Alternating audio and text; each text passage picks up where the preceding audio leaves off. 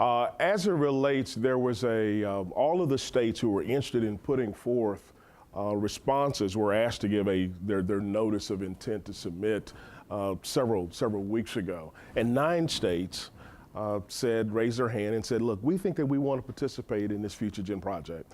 But of those 9 states, there were combined 22 different sites. And we have yet to submit our responses, and we'll submit it on May 4th. And we've already made a determination we're going to submit too. But I would imagine there are going to be several states that will submit too, and that's because the RFP allows states to make more than 2 submissions. Now, why 2, and why not just 1? What I did is that, as I said, we had a competition basically sort of like what we're having at the federal level among the state, and asking various councils of governments around the state to help us identify what they thought would be the best site, recognizing what were sort of the major pieces of the RFP, where's coal?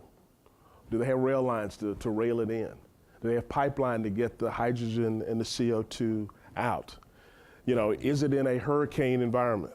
Oh, does it have seismic conditions such that if we had an earthquake, then maybe you might end up having a release of that CO2 that was in that formation that I thought would be obviously enormously safe. So there's a whole range of obviously criteria that we have to sort of attend to.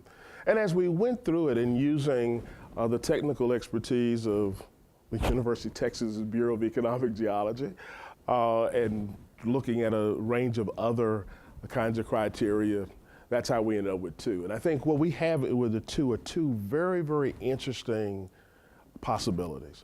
In West Texas, we have an area that is sort of really created where you can truly store the CO2, and there are a lot of salt formations in West Texas, exactly what's called for in the RFP. And you've got this piece for CO2 EOR where we can actually generate dollars from the use of the CO2.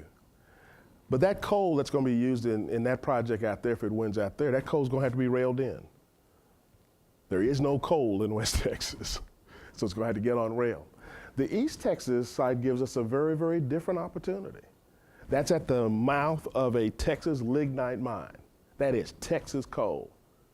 Most of us don't, unless we're in the energy business, didn't even know Texas had coal. It doesn't look like traditional coal. It looks more like dirt than it does coal. It's not a brick. It looks like a bucket of dirt, but it burns and it's coal.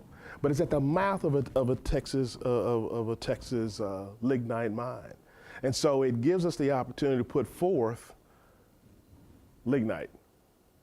And across the southern part of the country, much of the coal that's across from here to Florida is lignite. It's Gulf Coast lignite. And so that may be attractive to them. So they have 2 very, very different kinds of proposals that they'll have an opportunity to look at, and they'll make a decision as to which one, hopefully, which one of those 2 as opposed to which one of the other 22 will get elected. In terms of sort of competing interests, you mean between crude and natural gas?